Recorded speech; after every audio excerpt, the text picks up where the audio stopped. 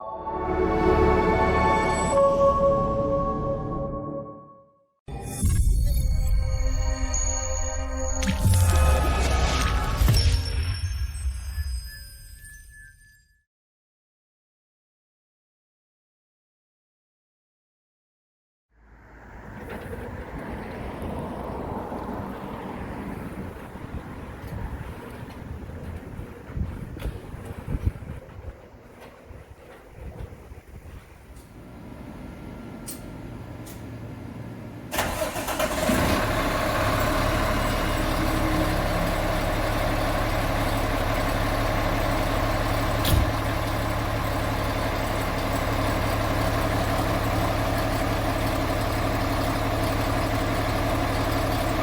everybody, welcome to Go Bold. My name is Jody Atariwala and I am your host for this series.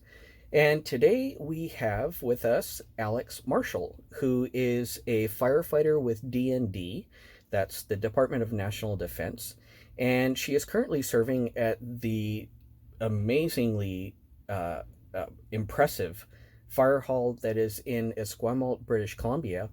And the fire hall serves Canadian Forces Base Esquimalt and all of the different structures and areas that the base encompasses. So, Alex, thank you so much for joining me today. Thanks for having me, Jody. It's great to have you here. Tell me a little bit about yourself, Alex. Where were you born and brought up? And tell me a little bit about your family. Yeah, for sure. So I was born and raised here on Vancouver Island out in Central Saanich. The fire service has kind of been in my life my whole life. My dad was with the City of Victoria Fire Department, and so kind of from a young age I was exposed to, visiting the hall and seeing the trucks, and that was always pretty exciting as a little girl. Maybe not super common to be as into it as I was as a little kid, but yeah, I thought it was awesome. And so that sort of stemmed my initial career path as wanting to be a paramedic. Mm-hmm. And so I went down that road. I did my primary care paramedic training with the Justice Institute of British Columbia. And then shortly after that, I got on with the Central Saanich Volunteer Fire Department, which ignited my career in the fire service. Essentially, I did all my training and I spent 8 years as a volunteer firefighter and got all my certifications, and that ultimately enabled me to be able to apply when CFB Esquimalt was hiring. Nice. That's awesome. So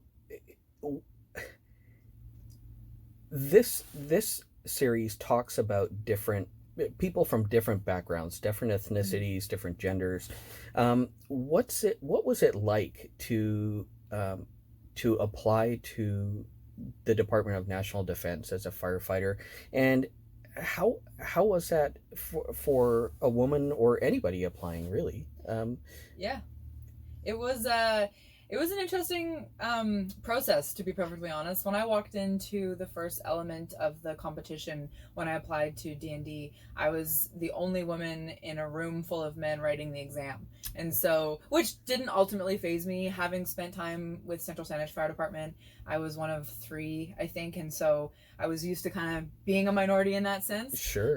But it certainly is a little bit intimidating when you walk into a room like that and know that you're the only one in there, writing that same exam. So, yeah, it was a little bit humbling, but got through it, and here we are, almost 4 years later.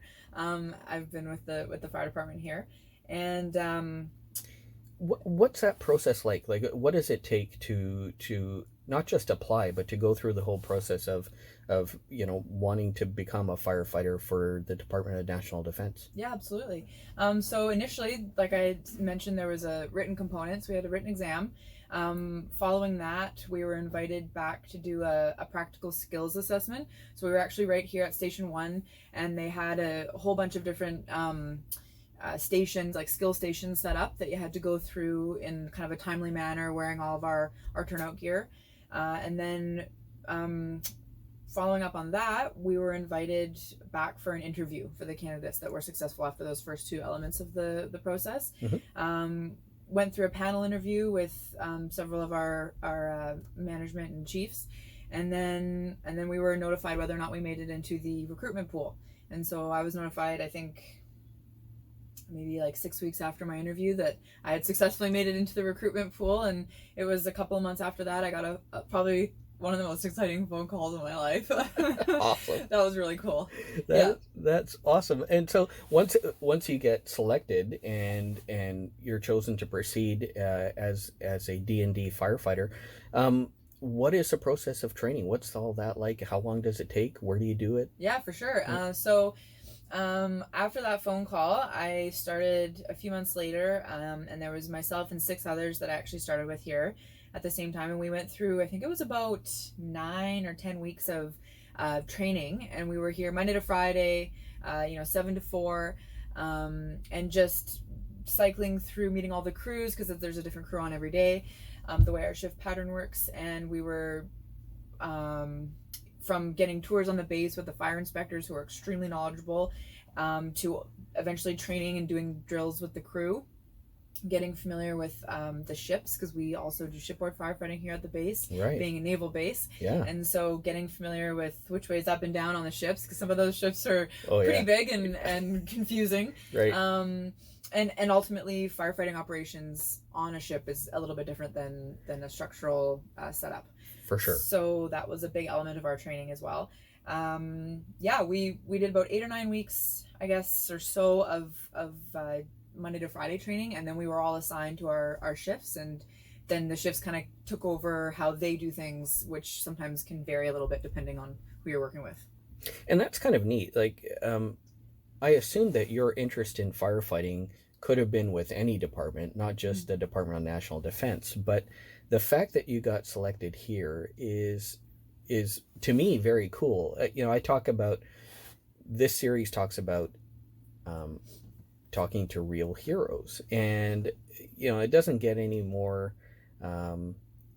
I don't think nobody exemplifies hero more than a firefighter who goes into fires to to save people's lives.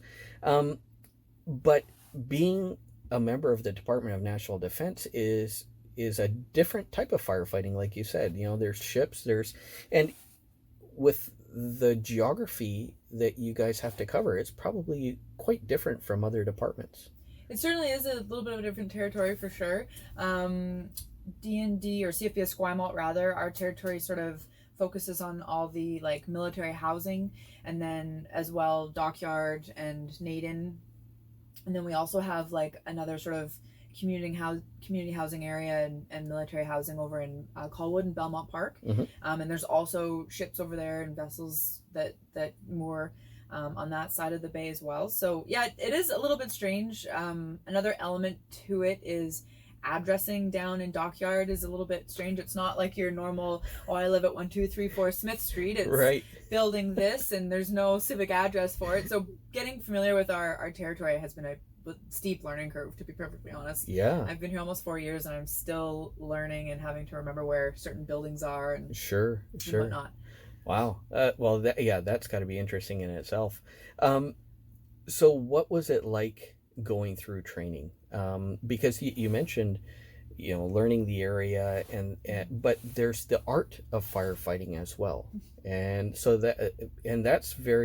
there's a lot to it. Just looking around in the truck and looking around in this fire hall, there is so much equipment and apparatus that you have to be familiar with. Mm-hmm. So we're going to do a walk around of a fire truck. Yeah, so this is our one of our engines we have here at CFB Esquimalt Fire Rescue.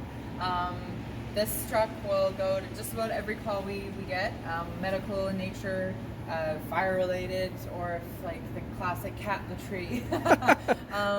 So yeah, this is a pretty all-around truck.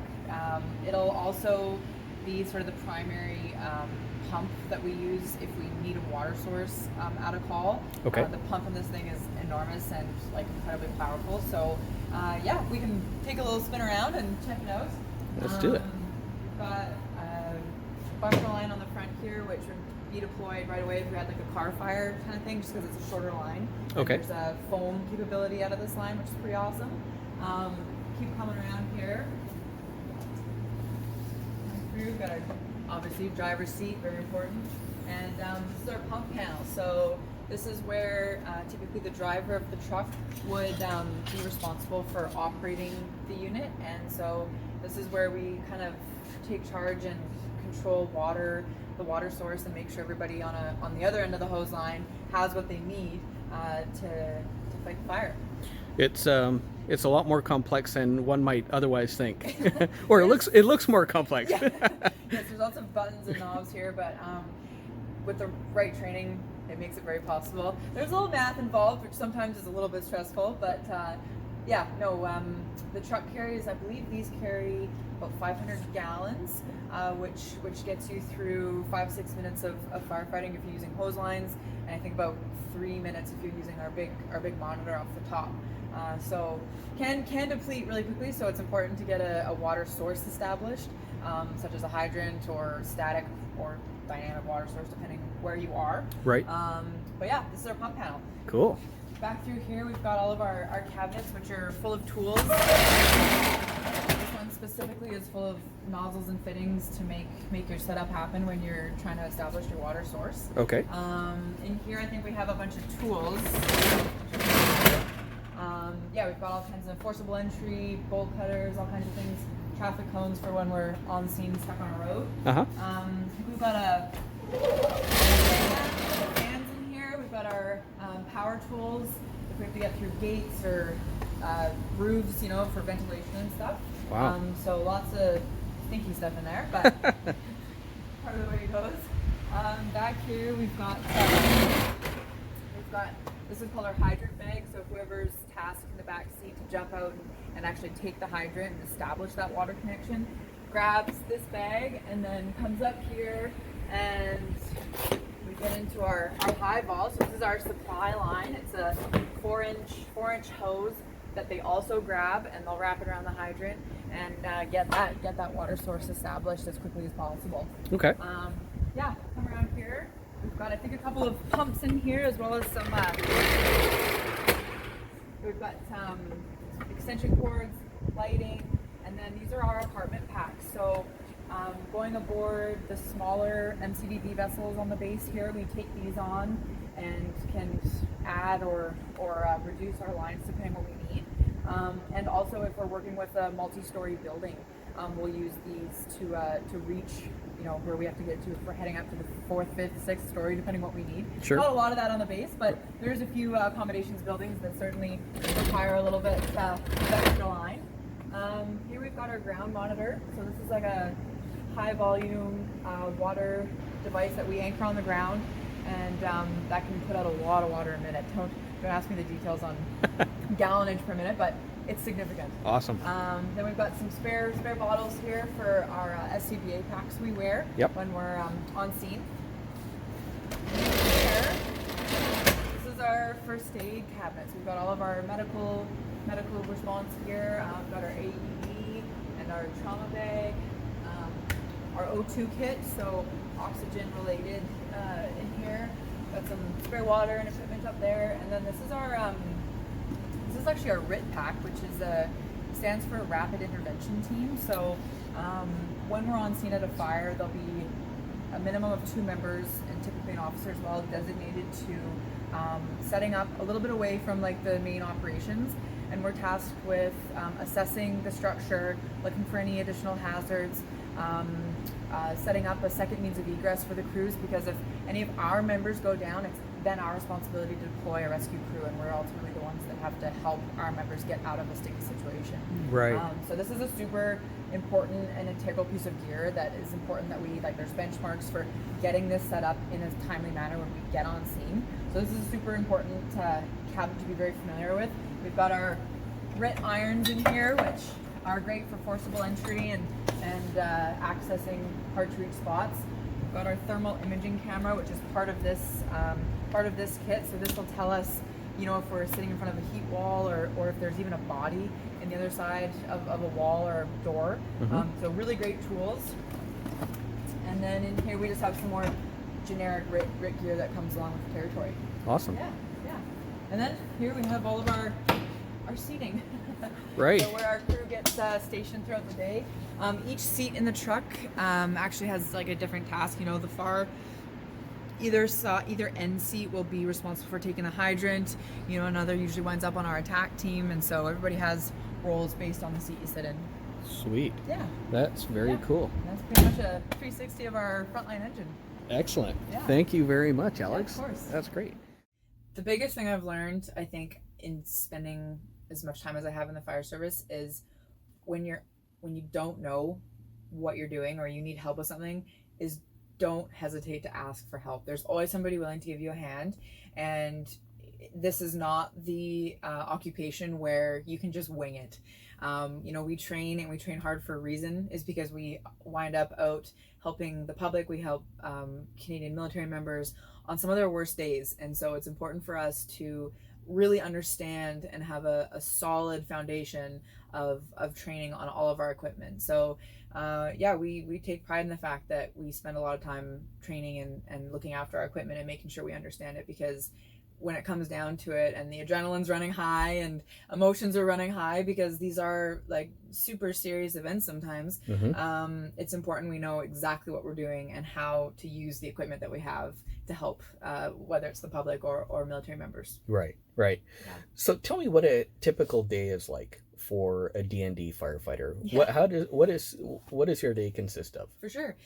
So we run on a little bit of a different shift pattern than most like municipal departments. We run a 24-hour shift, which is something that I've grown to love. So our shift starts just before 8 a.m. and we get going. We do our lineup. We get assigned to our trucks and duties for the day, and then we go through all of our equipment, make sure it's all working order, everything's up to snuff sort of, and just fine tune everything for the day. And then we get busy cleaning the hall, doing our morning rounds, and then we of course have to have breakfast. Firefighters and their breakfast is a big one. Absolutely. So yeah, we take a break for breakfast, and then we usually spend a little time working on ourselves and taking care of physical exercise. Obviously, firefighting is an extremely physically demanding job, and also there's a big element of mental health with physical exercise, as we're starting to learn through all this like stress relief and PTSD and stuff, and what a massive element being able to exercise on the job it provides for us.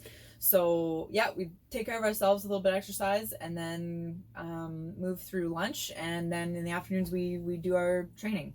So that can consist of anything from, we have a training site down in Esquimalt where we can do our structural drills, or we'll head on down to the jetties in the dockyard and do a ship's drill. And take time looking at how we deploy our hoses and how we run our training on the ships. That's awesome.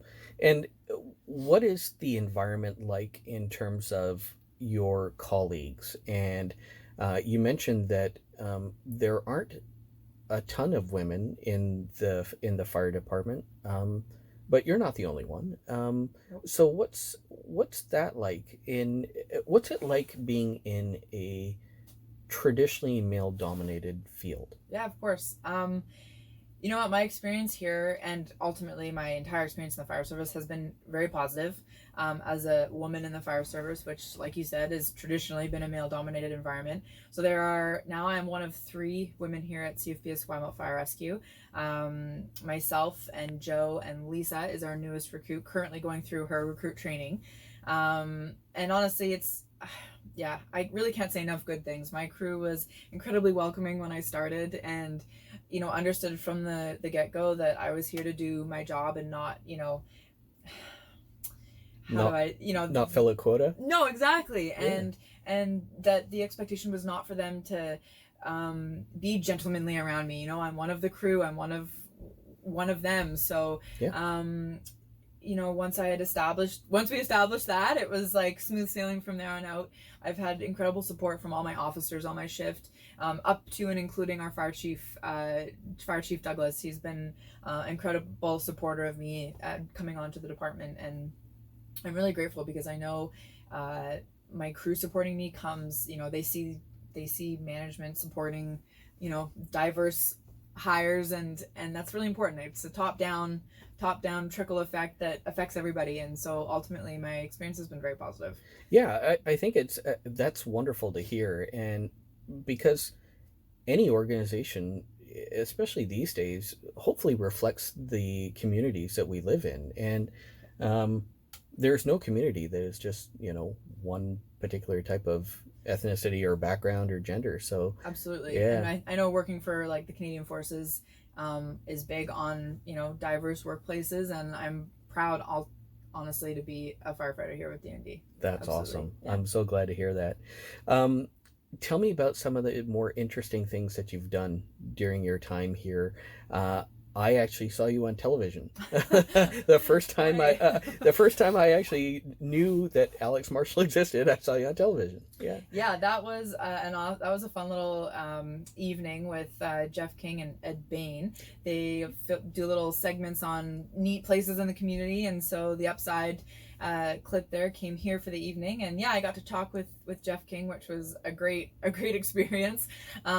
Jeff and I actually, so back in 2019, I participated in the Tour de Rock, Excellent. which is a ride. We cycled the island, the whole length of Vancouver Island, in raising awareness and funds for pediatric cancer, Right. which was an incredible experience. And so it was a team of police officers, firefighters, and paramedics that got together and did this ride. We trained for about 6 months, and then did I think it was about 1,200-kilometer ride, like Yeah. give or take. Sure.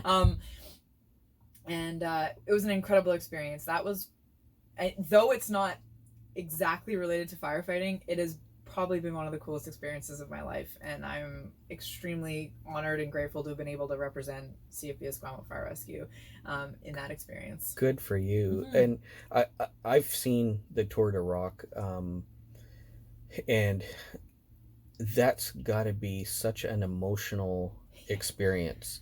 It sure Seeing was. all of the children that not only are coming out to help in that cause, but Mm-hmm. but the kids that are afflicted with cancer. Yeah.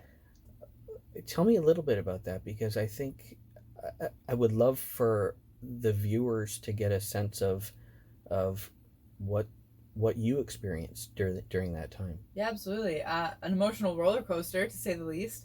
But it was extremely humbling to see, not only the kids who've battled cancer, but the families that went through it as well, and the siblings of children who had to fight the fight. And when we're riding, or when we're on the team, you get paired up with families who've got either siblings of kids who had pediatric cancer, or have had it themselves, and you get paired up, and they're your junior riders. And so you're kind of, the idea, I think, is to sort of get to know them a little bit, and whether you mentor them or Mm-hmm. whatever the relationship looks like. And I'm super actually proud and glad that I've maintained contact with my junior rider. He's up in Port Alberni, super cool kid, and we've maintained contact over the last, I guess, 3 years now, and it's been neat seeing him sort of grow. And I mean, he actually battled cancer when he was just like a little guy. He was like 3 years old, I think, when he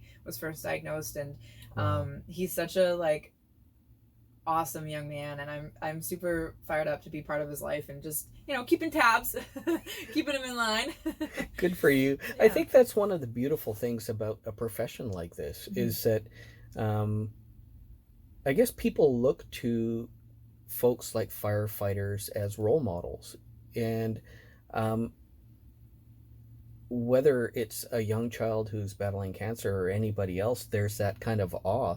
You mentioned about coming and seeing the fire trucks when you were young, and I remember I would do the same thing. They're cool to see, and it's such a neat kind of a thing. So I think anytime that people are able to get a sense of what firefighters do and how they help the community, I think that's a wonderful thing. And you being able to participate in something like Tour de Rock is awesome, because it's volunteer. Nobody's telling you to do it. Right? Yes, yeah, Right. yeah, that is absolutely correct. Yeah. And it's a big time commitment, I would imagine. It is, yeah. We were riding 3 days a week. So we do 2 shorter training sessions during the week, and then on Sundays we'd try and pile on some kilometers just to get used to sitting in the seat for hours on end. Right. And then coupled with that was the fundraising aspect. So that was kind of like a whole other job. It was a part-time job for me essentially. Right.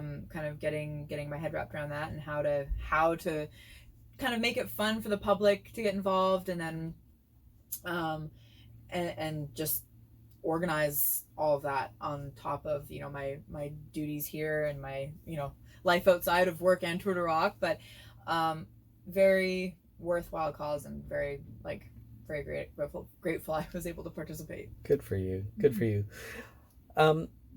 Tell me, we've talked about a lot of the positives.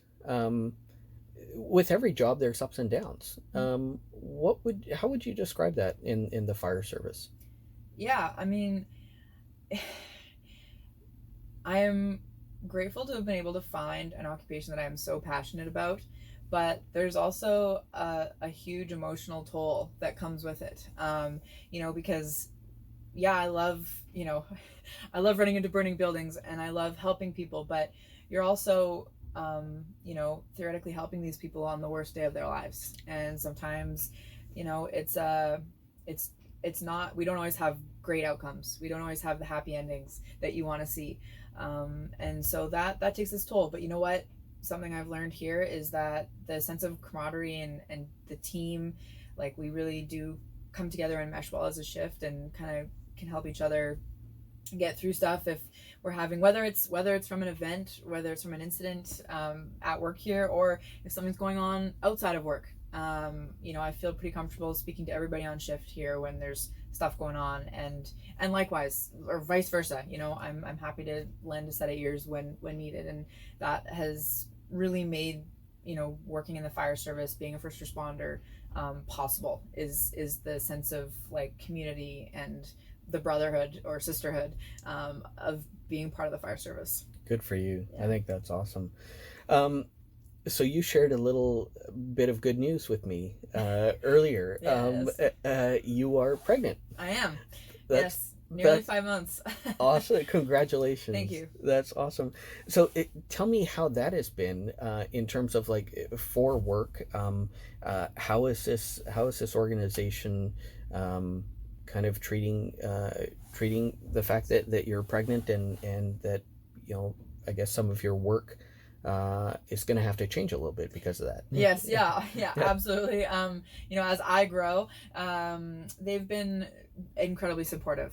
From day one, they just it was like, what do you need from us, and how can we make this work? Which is, a pretty awesome feeling, and I feel like I have a genuine understanding of like a healthy and supportive work environment, which is great. So yeah, I've actually transitioned full-time into our dispatch center here at the fire hall, which makes it possible for me to continue coming to work, hopefully up until the day that this baby's due. So it's pretty incredible that there's like a duty to accommodate, and there's a position for me that's not just sitting in an office. I'm still part of the crew, I'm still on shift, which has been great, I think, overall for my like mental health, and being able to still be part of the team and on the job. Right on. And once the baby arrives, what's going to happen with your maternity leave? Yeah. So I will be taking off for about a year. Is my choice of maternity leave. I think there's an 18-month option as well, but ultimately I love my job, and I think after a year I'll be ready to come back. I'm very excited to be a mother, and make no mistake. But yeah, I think I'll be taking off for a year and spending time with my family, and raising a child, which is a whole new adventure. So being employed by the federal government is pretty great spot to be when you're starting a family. Pretty well supported in that area. So yeah, I'll be gone for a year, but I hope to be back before too long, and back on shift with everybody. Good for you. Yeah, Good for you. So what is your ultimate aspirations in the fire hall? Because there's different avenues that you can take in this organization. So I'm sure you've given some thought to that. Yeah, for sure. I love working on the floor, and when I say working on the floor, I mean being on shift with the guys here. You know, taking courses to go the officer route is certainly something that interests me. I know starting a family is going to put me behind a little bit, but that's just part of life, and I'm all right with that. I'm sure there'll be many lessons learned in my time away on mat leave that are applicable here to the fire hall and whatnot. But yeah, so I think taking the officer route and working my way up through the ranks is something that does interest me right now. In terms of being a chief, I don't know if I want that kind of responsibility just yet. And it also takes you off of shift work. You're kind of back in a Monday to Friday sort of setting. Right. And I'm not ready to give that up. Right. Yeah. And much too young and junior to be worrying about that anyway. Sure. And correct me if I'm wrong, but working for the federal government means that you also have some flexibility as to where you could work if you chose, like if life happened such that you needed to move or that you wanted to move. Correct me if I'm wrong, but I think that there's being in an organization like this is advantageous. Absolutely.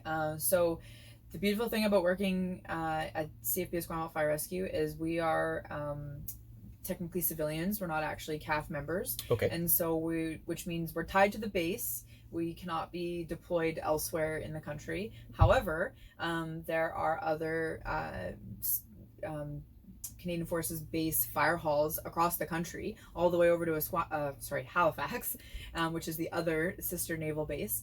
So yeah, we can actually, you know, if it came down to it, applying for a transfer is an option, a possibility. I know there have been previous members from not only CFB Esquimalt but other members across the country that have moved departments and kind of been received with open arms, as far as I've heard. I don't know any of them personally, but sure, it is a pretty awesome opportunity should it be required.